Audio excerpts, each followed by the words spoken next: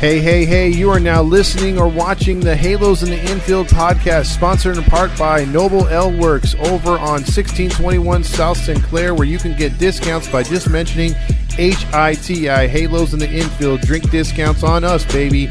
And also by 714 Tickets, 714 Tickets. The price you see is the price you get, and you also get 10% additionally off in the Apply Now code once you order your tickets just by mentioning HITI, Halos in the Infield. Now enjoy the show.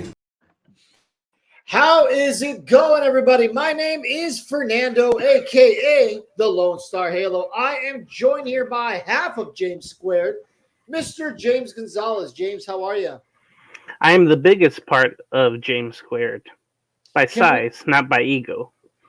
Can we call you Mr. James? Are you the James in James Squared, or is James Malou the James in James Squared? I think we are an equal. Okay, all right. You guys are like the two-headed monster. So, see, there's not one James. They're both James equally. That's right. Squared. Did you ever see those Dragon Tales? No. Okay. I mean, for anybody who might have watched Dragon Tales on PBS, there's this dragon there, and they share a body. They're connected by the hip, literally, but they each have their own head or whatever. So I was gonna make a joke that's you and James. That reminds me of those conjoined twins that just got married. That must be awkward as hell. Didn't only one of them get married? Yeah. Yeah, but the other one has to be there for everything else. That's awkward when you really think about it. How do they? Never mind. Moving on. Read a book. Yeah, we try to be a family radio show, but yeah, we'll skip that one. You guys know PBS. Yeah, exactly. So we brought James on today to share his opinion on Angels baseball, where we stand. Almost two full weeks now into the season. 3 full weeks almost. Right? Yeah, 3 full. Almost 3 full weeks into the season. So the Angels are currently on a pretty long road trip here. They just got done with their first game against the Rays. So we're, I guess, technically at the halfway point because, we're in between the games. They had their first 4 already. They lost a series against the Red Sox. Started off well by winning Friday. And then Saturday, Sunday kind of fell flat. They had an opportunity to win on Sunday.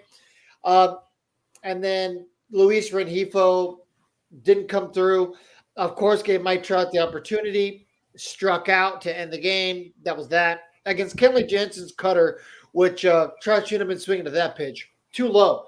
But I digress. And today, they had game 1 against the Tampa Bay Rays in the beautiful Tropicana Field. That's what people say. Typically words that are paired together, beautiful and Tropicana Field. But you guys already knew that. Have you ever been to Tropicana Field, James? No, but I think I would like it, actually. Because it's air conditioned. And how? Yeah. Is that definitely the bar? If the stadium's air conditioned, you love it? And you can have any seat you pretty much want down the lines. Think about that. That's fair. That's fair. There's not a lot of people that show up, even if it's a playoff game. That's sad. They opened up that whole... No, I don't think they even opened up the upper deck for the playoff game last year against Tampa or against Texas. They took the tarp off because they used but to. Still, nobody showed up. Yeah, and they didn't even sell it. So. I'm real quick about that. They're gonna stay in the same area, the same parking lot, I believe. They're just gonna make a whole new ballpark. It's just so stupid because still it takes people forever to get there. The toll bridge, the parking, it's not a good area. I don't get what the Rays are doing, man. It's pretty hard to get there. Now, I've been to that stadium. You can call it fortunate or not. I've been there. And, I mean, it's a fine stadium for what it is, right? It's a dome stadium. It's a fixed dome. Like you said, it's in a pretty run-down part of town. And it's definitely not desirable to get to. You know what I mean? When you're driving past it, it's hard to describe, but you don't look at that and think that's a Major League Baseball stadium. It looks like an aquarium. It's probably the best way to put it. It looks like an aquarium. and not the good kind. So, with that being said, it's just why would you build it in a parking lot? It's just that parking lot. If you're going to build it like in a mall in Tampa, they're tearing down the mall, they're going to build in that parking lot. Okay, but the parking lot of their current stadium is already hard to get to and prone to a bunch of other issues. Everyone's like, oh, well, their fan base is in Tampa, not in St. Petersburg. Nobody wants to drive over that toll bridge and blah, blah, blah, blah, blah. Okay, so why? But, whatever. That's their problem, not ours. Do you think that the Angels, if they ever going to build a stadium, it's going to be in the Big A parking lot? They better. But the hard part is trying to figure out where, because I don't think a team will take us in, for one season. You would hope the Padres would, but I don't think they would. But I would hope they build it in the same exact spot. But they would have to work, night and day for that, which is fine. There's nothing around there.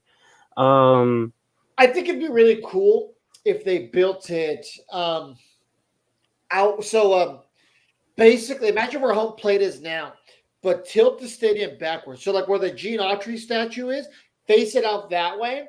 That way, in the distance at night, you can see the Disneyland fireworks. But the sun would be an issue. That's the only thing. That's why it's pointed that way. True. Yeah, that's the only problem. That's why every ballpark around here is faced.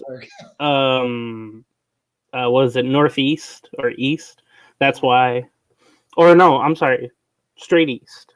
That's how they have it. Yeah. Yeah, I don't know if they'll ever get it done. I mean, it have to be the under the table deal again, and hopefully not get caught. Honestly, I'll be crude and rude and just say, hey, I just wish they would leave, so I don't have to worry about them anymore. You want the Angels to leave? I'm just saying, no, because it's like, man, I don't know if they'll ever win again. I just don't want to live and die with them. It's become just too much almost, because you just know what's going to happen. That's fair. So with that being said, let's talk a little bit about today's game. Before we really dive into what we want to talk about, we want to talk about the state of the rotation right now, about 3 weeks into the season. So as we have both kind of described, it was a pretty dull game going into the 8th inning, right? I mean, it was a 1-0 game. The Rays were the only one who had scored up to that point. And Patrick Sandoval actually pitched a pretty decent game, which I know we're going to get to.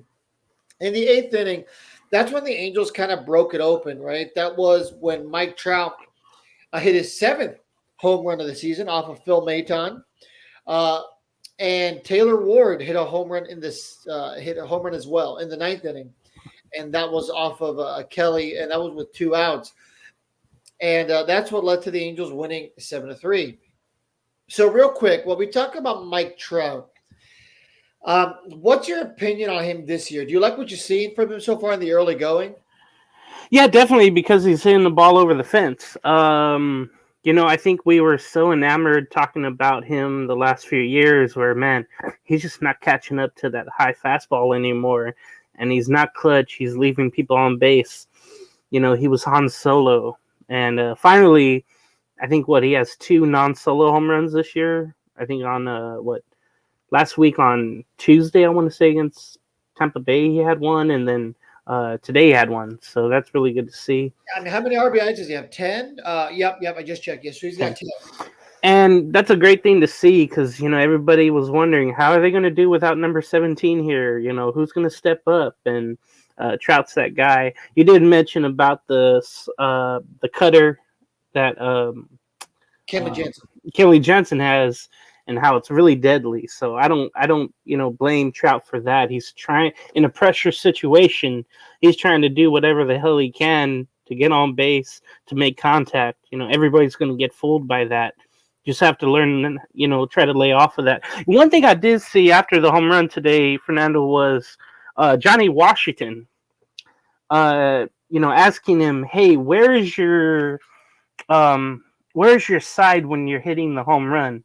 Like, what did you do different? I was just thinking to myself, and Todd and you guys, I think, mentioned it all the damn time the last few years.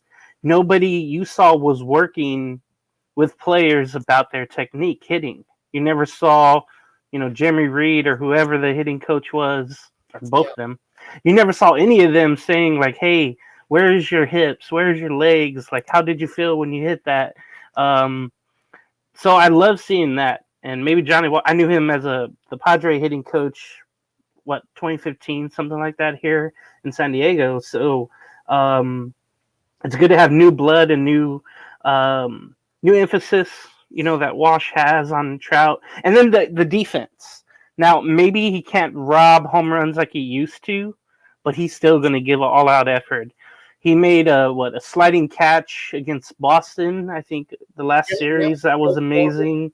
Really good. You say, once that goes, he's got to play right field or DH. But for now, you can rely on his defense for now. You just hope he stays healthy, basically. Yeah, Trout's looking really good right now. Now, don't get me wrong. 7 home runs, 10 RBIs. A little bit of a red flag, of course. You'd like him to be driving a couple more runs. Is that entirely on him? No, but he also had bases loaded twice, I believe, on the home. Was it the home opener? Yep. Yeah, you were there that game. Yep. He's had opportunities to come through with runners on, so we can't fully give him a pass. But, it's still early in the season. He's still producing. Even if he hits 60 home runs and drives in 70 RBIs, all you can do is drive in as many runs as you can that opportunity. Mike Trout's made a career out of being Han Solo. We've called him that, and it's fitting, right? He is the king of the solo home run. And that's not necessarily a bad thing, but it's just, I've heard this term said by like the Super Halo Bros.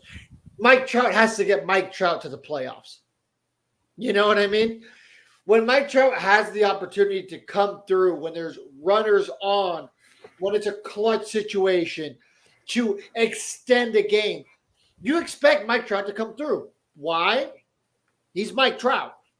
But the problem is we're yet to really, really see a Mike Trout that consistently comes through in those type of situations. Luckily today, he was able to. The Angels were down 1-0. Anthony Rendon was on base. And that's another topic I want to touch on right now. And he was able to give the Angels the lead. And then after the Rays took the lead back in the bottom of the 8th inning, who was pitching them? Was it Matt Moore? Yeah. Yeah, Matt Moore gave up 2 earned runs. Yep. And then that's when Taylor Ward did his business in the 9th inning, gave the Angels the 7-3 lead, and Estevez was able to get a hold. I almost said hold down the save, but it wasn't a save situation, but he was able to successfully get a hold. So, 2 things. Number 1, Anthony Rendon. He was struggling to start the year, and it was actually at that home opener when he got the standing ovation that he turned things around. The fans did it, James. The fans did it. It was them clapping that made him productive again. So since then, I want to say he's batting like .333, if I saw that stat correctly. Mm-hmm. Do you like what you're seeing out of Rendon right now at the current moment? Do you like him in that spot again? He's hitting .433 in his last 7 games. .433. I think there's importance that Ron Washington put for him to say, hey, I know you probably didn't have any meaning being, a 4th hitter, a 5th place hitter. We're going to put the pressure right on you to perform and have you lead off. Now, everybody's going to hate it. We all do, right? But it's been proven, hey, if you get a walk, you get on base. And then you could still. We've seen him go plenty of times. Some on like foul balls, though, unfortunately. But when he gets a steal, I think it just booms confidence off of him. And anytime he gets on base, and I like the Rendon we have now. I think somebody was saying in one of the chats, Rendon actually was showing a little, heart, fire, and desire when he was, talking to somebody. You never see that. He's as calm as a golf course when it comes to his demeanor. Saying before, James. I just made it up right now because I was watching the Masters yesterday, and I'm thinking, oh, that looks peaceful. Yeah, I say things the same. But yeah, it works for now. I just think putting him as a leadoff man is like, hey, it's on you right away. You're not gonna lollygag. You have the importance right at the lineup to get us going. Now just go do it. So I like putting more pressure on him. I do like that part about him leading off. And I'll say this. So not only is he batting .433 in his last 30 at-bats, and that's a pretty decent sample size there, he has an on-base percentage of .471 as well. So obviously as we get higher in average, it's going to get harder to get that OBP up. But the fact that he's getting on base roughly 14 for every 30 at-bats right now, is he going to be able to keep that going all year? Of course not. It doesn't matter who you are. But if we're going to see a Rendon who's healthy for 140 games on it, 130 games I would take realistically, 130 games, and he's going to be batting about 280, and he's going to give you an on-base percentage of 310 to 320, I'll take that. I don't need Anthony Rendon to be 2019's Anthony Rendon. Would that be nice? Of course, but we have to temper our expectations a little bit. As of right now, he's earning my respect for the simple fact of, like you said, he looks fired up, he looks engaged, and at the least, he looks interested. You don't have to want to be there. I'll give you this, Anthony Rendon. Most of us don't want to be at work. Actually, 95% of us don't want to be. I know James probably doesn't want to be at work. I won't speak for him. I don't want to be at work. But you know what? Most of us, hardworking people, we put our best face on and we show up. So if Anthony Rendon is going to give us that, you don't have to be Mr. Media. You don't have to be Mr. Angel. Hell, you don't have to be Mr. Entertainment. Just go out there, give a solid performance, not even a world-changing performance. I would take that. But, yeah, I love what we're seeing out of Rendon right now. Just a different Anthony Rendon. Literally, it's like Moneyball. Just get on base. That's all we need you to do. And then just run smartly and don't try to get caught, stealing and picked off or whatever. Just be smart. Yeah, that did happen to him, right? You got caught stealing. That is the issue. Say on the broadcast, I don't know if it was Gooby or if it was Wayne Randazzo. No, not the Smash Jack commercial people. They were talking about Rendon, and they were saying that Anthony Rendon is one of the best base runners in Major League Baseball. They didn't say he was the fastest, but they said he's one of the smartest. And I will agree with that to an extent. And that's why I was very surprised that he got caught stealing a couple weeks ago. It's very similar to Albert Pujols. The guy would steal like 3 bases a year, but every time he went, it was an automatic base every time. I love the one, of course, with whenever Albert comes up, the interleague game with Yasiel Puig in either 15 or 16, whenever it was. Puig lollygagged and didn't think Albert was going to run from first, and he took second base on him. So I always remember that about Pujols. And then with Rendon, man, I think he's great going station to station. He's kind of like that cruise control base runner.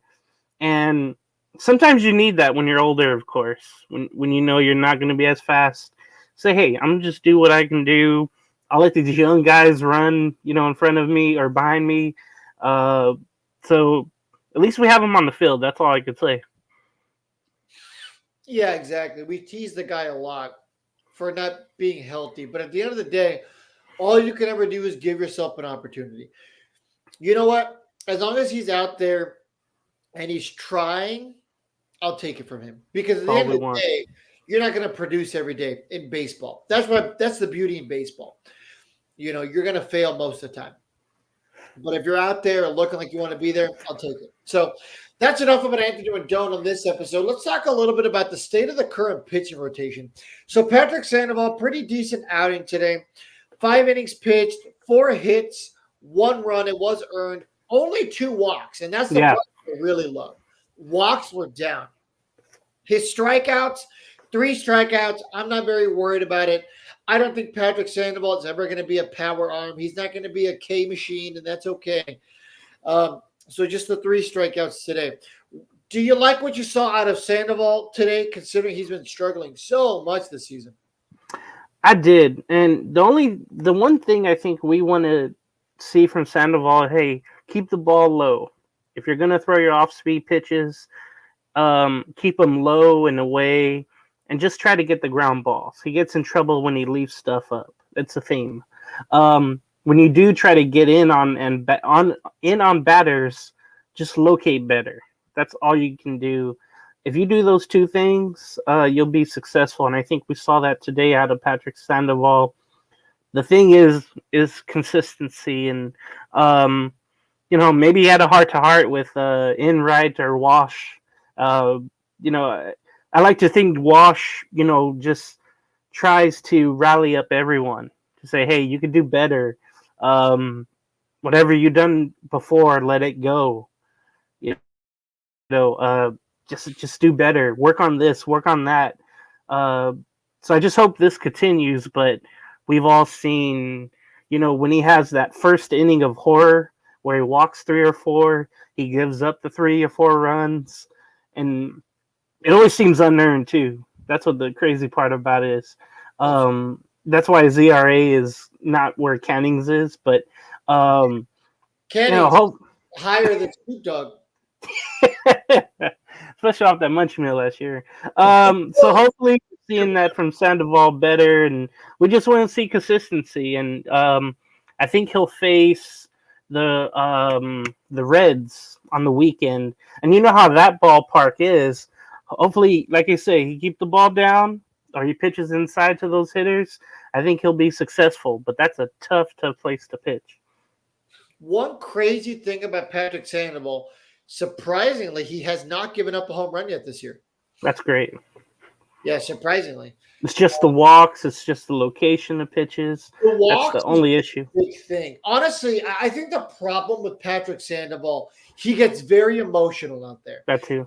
To a fault. And there's a fine line you have to walk as a pitcher. And Jared Weaver was an example of that. Very, very emotional. He used to, he always wore his heart on his chest. He would yell at his teammates, never in a, aggressive way, derogatory, nothing like that. It was always very constructive, and, people loved playing for him. But the fact of the matter was Jared Weaver was very emotional out there. And the difference is it typically wouldn't affect his pitching, right? Patrick Sandoval, you see up there, I don't want to say swearing, but very clearly distraught if, James behind me makes an error throwing it to Todd at first base. You see him getting out there and huffy and puffy. And the problem is, he holds on to the ball for too long, doesn't hold on to it enough. And all of a sudden the command isn't there. Next thing you know, he's walked 2 or 3 straight guys, and then a ball in the gap. All of a sudden it's 2-0 and we're, 1 out in the first. That's the only problem with Patrick Sandoval. If he can get his emotions in check, I have no problem believing he has the stuff to be a productive major leaguer. One thing about him as well, you mentioned the defense behind him letting him down. I think we saw that, I want to say in that Tuesday game against Tampa Bay or maybe it was Monday, when Moniak had that misplay in right field coming in and cost Sandoval, I think, a run or 2. You definitely see Sandoval looking back out there, and that's one thing you don't want to see. It just comes with maturity, and some mature, quicker than others, I guess. But when you've been through hell and back, you're susceptible to feel the way you feel. So let's talk real quick about a guy like Griffin Canning. So, yeah. Now, we all had great things to say about him in the preseason show, the predictions show. A lot of us thought that he was next up. I think even I said that he had the possibility of being an all-star. However, I do want to note it. I said all offseason the Angels should trade him. It's on there. We have multiple podcasts we say that. Angels held on to him. Through 3 games, he's only pitched 13 innings. and he has an ERA of 9.88. What do you think is Griffin Canning's biggest issue right now? Is it the walks? It's the hits. He's given up 21, 15 earned runs, 5 home runs, and only 4 walks, of course. But They got to go for ball for sure, yeah. Yeah, 12 strikeouts. He's tied with Anderson and just slightly ahead of Suarez and Soriano. Canning, and I think Rob had a great look at it where, Canning, he doesn't have a fast fastball like Anderson does. Like Anderson doesn't. It's amazing to think how much he leaves that ball in the zone. Even the off-speed stuff too for Griffin Canning. And it's just so unfortunate because we love the way he finished, 21 coming off of injury or 22, whenever it was. We love seeing that. But then he goes back to his old ways where he gets injured.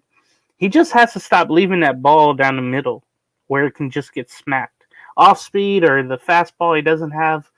That's the problem. That's why you're seeing the home runs. That's why you're seeing the hits. Everybody knows when you go up there, when you get a hit and you go in to score, you're just telling the next guy, hey, look for this. He's going to leave it there. So that's the problem right now with Canning. It's just really, really unfortunate. We thought he was going to make a way up. But he's just leaving it out there. I think it's as simple as that. The walks aren't an issue, but we knew him as a ground ball pitcher. But damn it, he's leaving the ball up in the zone, and you're going to get hurt every time. So, before we talk about a guy like Aaron Hicks, who I know a lot of Angels fans are mad at, I do want to preview tomorrow's game. So the matchup for us is going to be Soriano seemingly getting another spot start.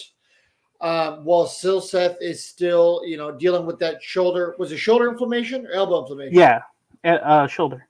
Okay. Oh no, I'm sorry, elbow inflammation for Yeah, Silseth. I think originally there was like, oh, is he going to need Tommy John or anything? Mm-hmm. Got the good news, a very clean MRI. Just had that inflammation. So hopefully he doesn't miss too many more starts. But Soriano's the guy. I thought, are you surprised it wasn't Suarez at all? Man, I think everybody has their set position, not positions, but roles. And Suarez, they want to do, long relief.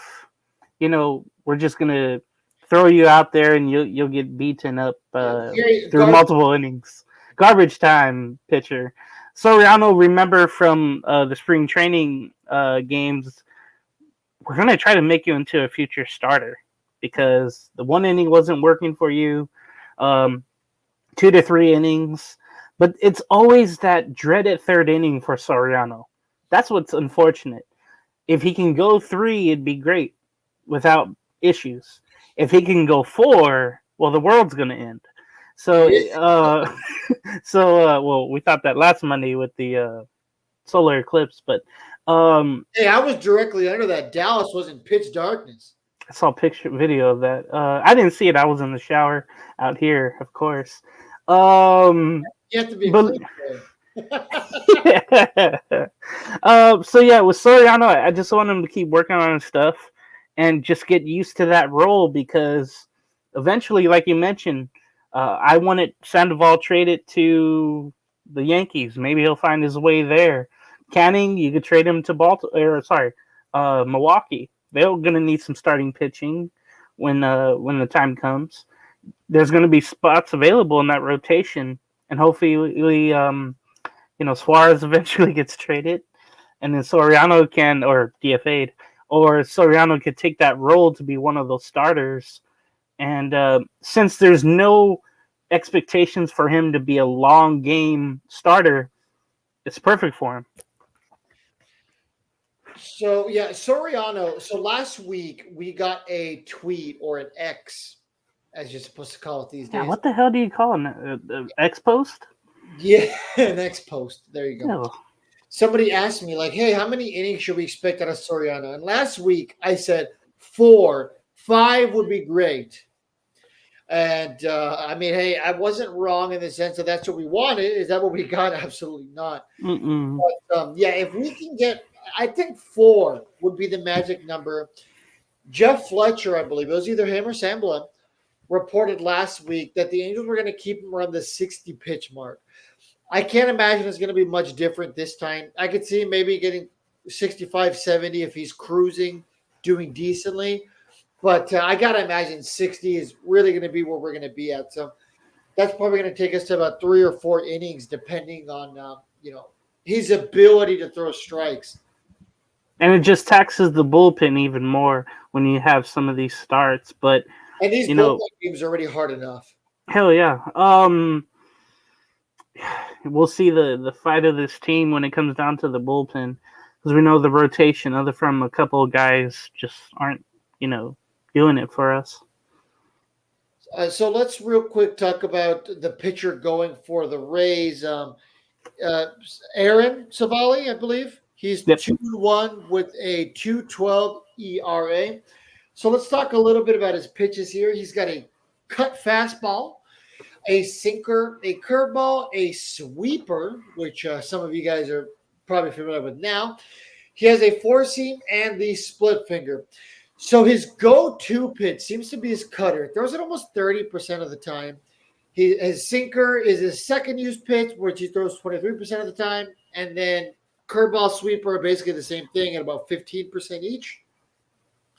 And then surprisingly, his 2 least used pitches are his four-seamer, which for most people, that's their number 1 pitch, and then his split finger, which, I mean, that's a non-factor. It only throws it about 3% of the time. So the cutter seems to throw it out and away for most righties, so that would be up and in for most lefties. I can't think of too many of our hitters right now that are right-handed that are doing a good job on fastballs up and away. Nobody's really coming to mind. We know Trout has started to do a little bit better with the high fastball, but I'm still not to the point. Maybe Rendon. If Taylor Ward goes the other way, that'd be nice. Yeah. Now that I think about it, I think Rendon actually is doing pretty decent on fastballs out and away. He's been doing a pretty good job slapping them. He fouls those away a lot. Yeah. That's the kind of hitter that I've always thought Rendon should try to be more of. Try to slap it the opposite way, because he kind of has that swing where he just kind of throws his bat at it. A guy like Trout gets under it, has a little bit of torque behind it, and that's why he's able to pop it over the fence. But a guy like Rendon goes straight for the ball. It's weird. You know what I mean? So a hitter like that, these guys are righty, so maybe Moniak, if he's going to be in the lineup, he could potentially take advantage of a fastball up in the zone, because I know I like that. Was that?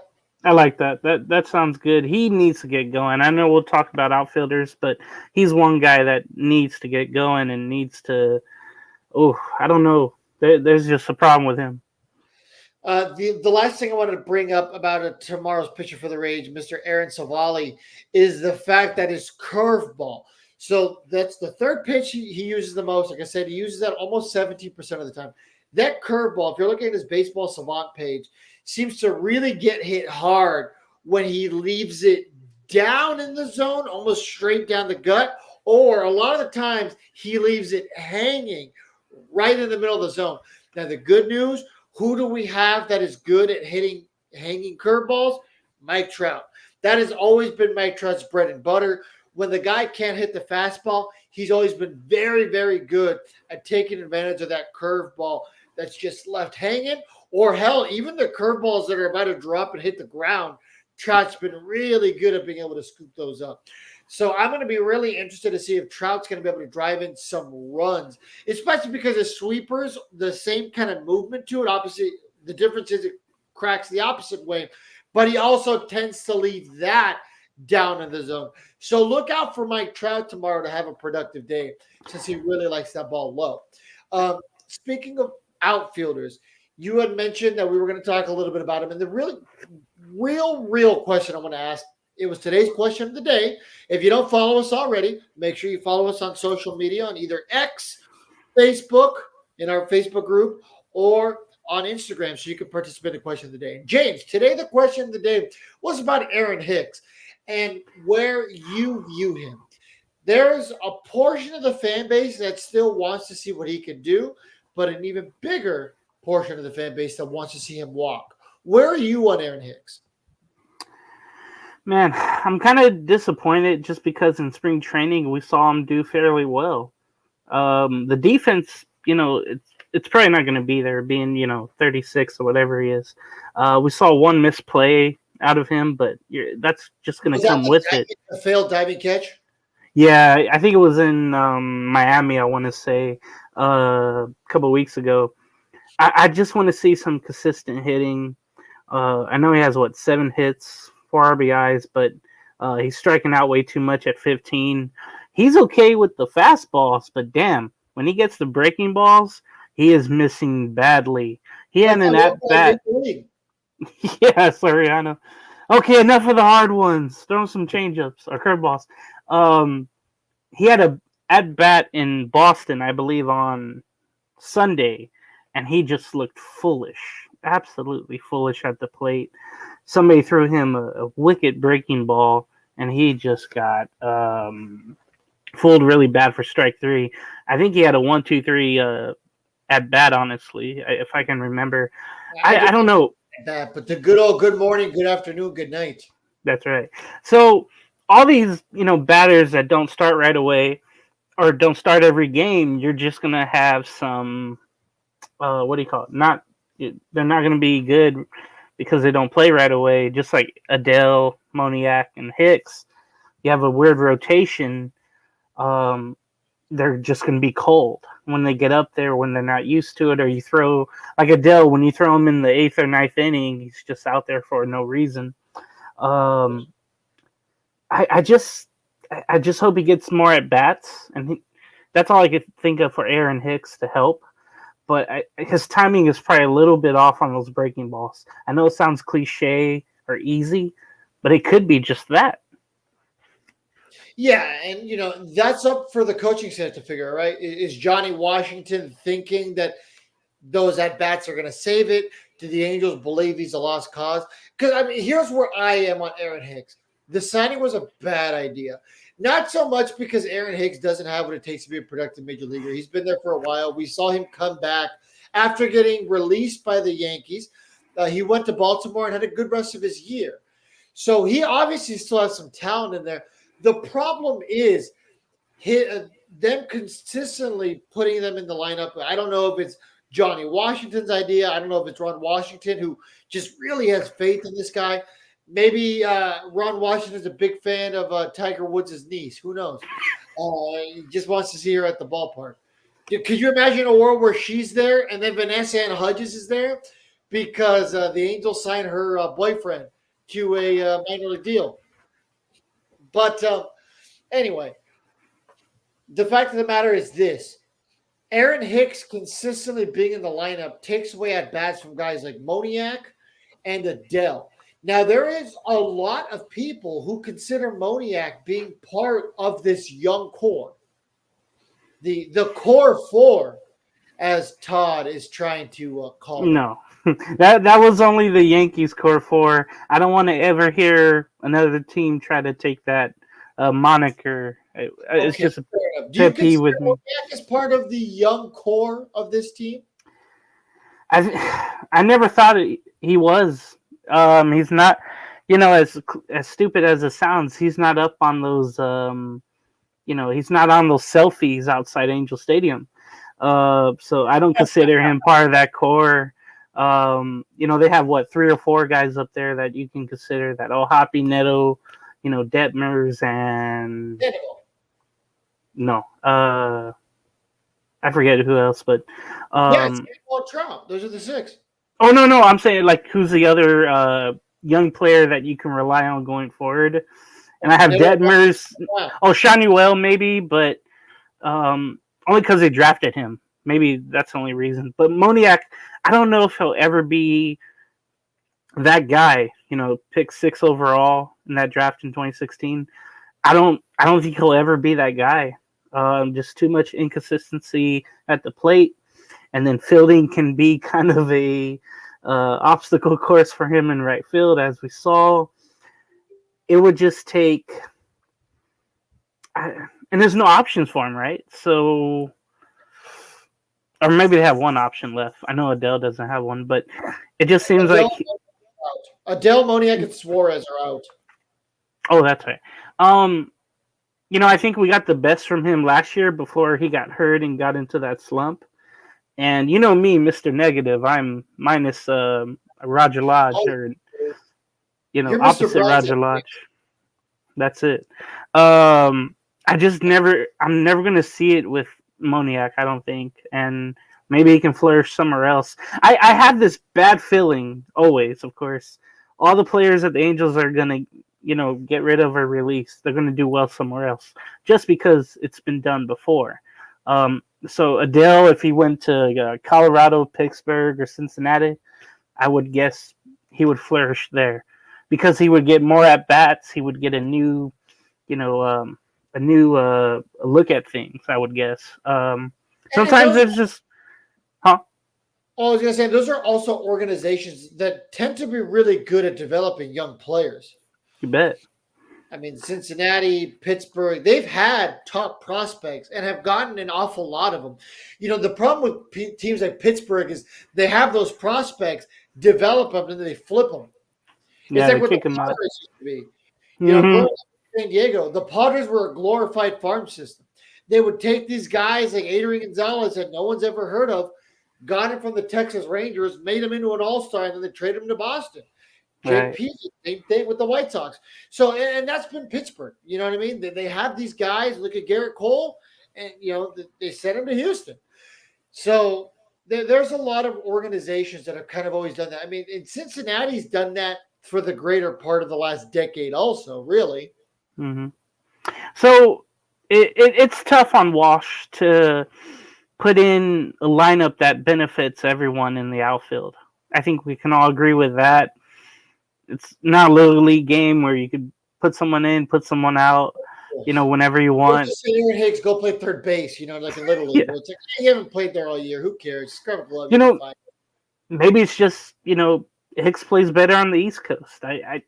It's all these different things. Who knows? But just know, though, he was one of Artie's, cheap bargain players where, it didn't cost much to have him, just the minimum salary. The Yankees are paying for it. So I think that's why he was attractive to get him, but results may vary. Well, Artie Moreno is just like going to the bargain bin at Walmart 5 years ago to get a DVD.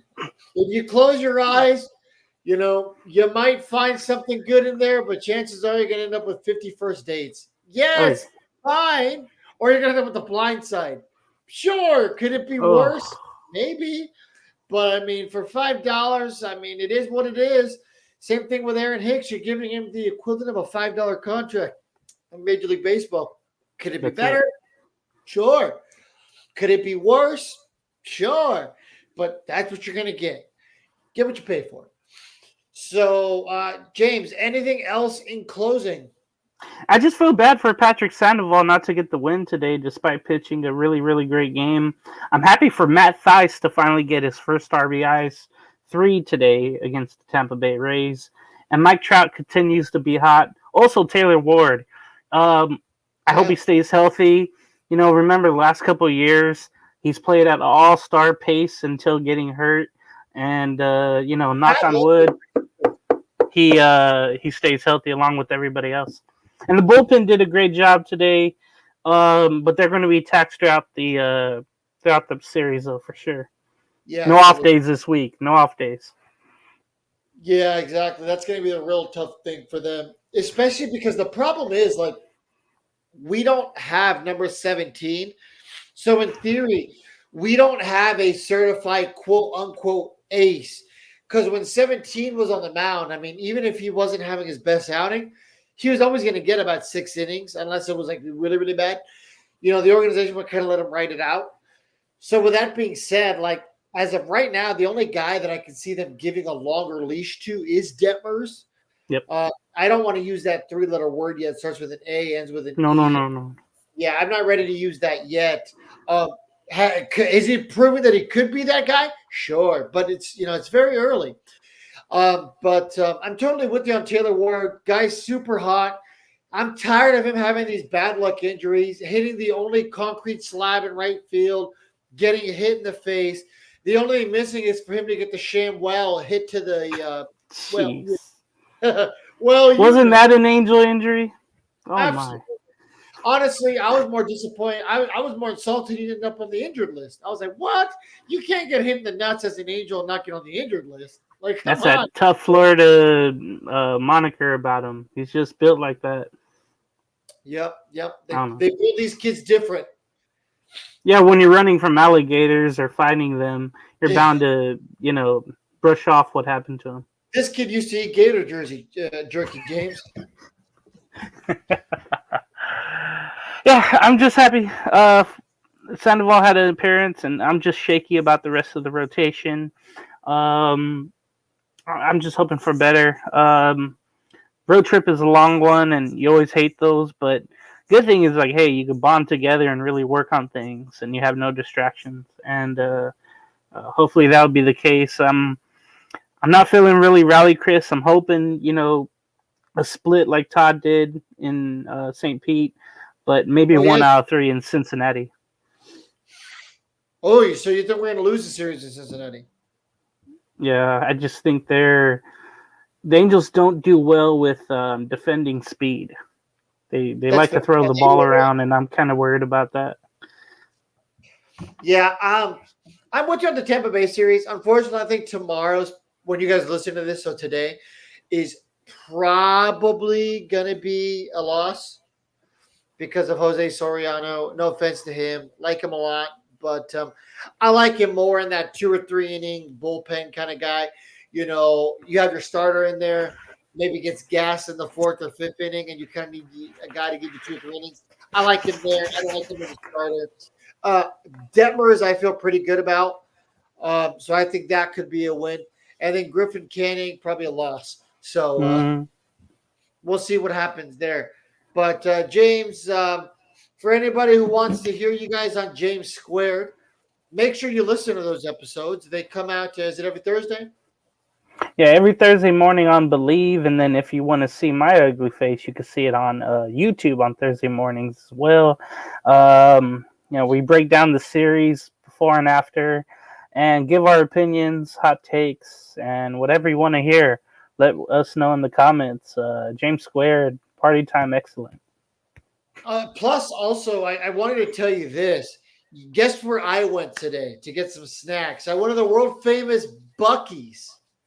I keep hearing about that, and it's funny you mentioned a B place. Bojangles will be coming to the LA area sometime soon, and I can't wait to try that. You know what, Fernando? I gotta get some food reviews going at the Big A with all the new food they have. I forgot all about that. The rush of the opening, the home series and doing this and that. I gotta get on that. I mean, it took you 3 years just to try Kathy's cookies, James. I had to buy you Kathy's cookies to get you to try it. That's I could tell why it's $30-something. That is there's not a lot of you smell it. But, you smell it every time you go out to the walkways on East Base side. I mean, they know how to get you. Yeah, absolutely. All right, guys. Well, on behalf of all of us here at Halos of the Infield, on behalf of James Squared, make sure you follow James at JamesSession89 on Instagram. Make sure you follow along to their show by simply subscribing to Halos of the Infield. And if you're here, you probably already are. So like, comment, subscribe. Let us know what you want us to talk about next. And we will see you guys next time. Viva Los Angelitos, everybody.